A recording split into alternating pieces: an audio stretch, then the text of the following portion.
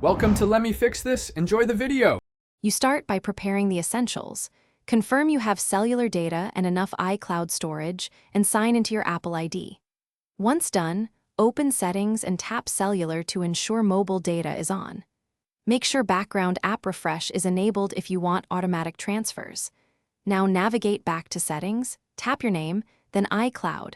This places you directly where backups are managed, so you can switch from Wi-Fi to mobile data with precise control over what syncs and when. Next, in iCloud settings, tap iCloud Backup and locate the option to allow backups over cellular. Toggle that setting on. This tells your iPhone to use mobile data when Wi-Fi is unavailable.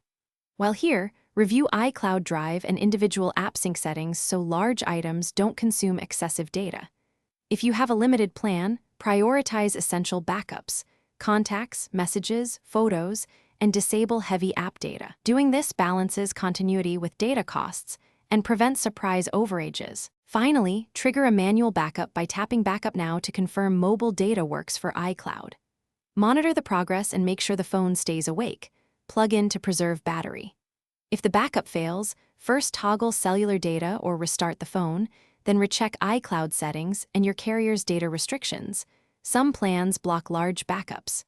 If problems persist, sign out of iCloud and sign back in or contact Apple support. This usually resolves syncing permission or account issues quickly. Thanks for watching. If you found this helpful, don't forget to like and subscribe.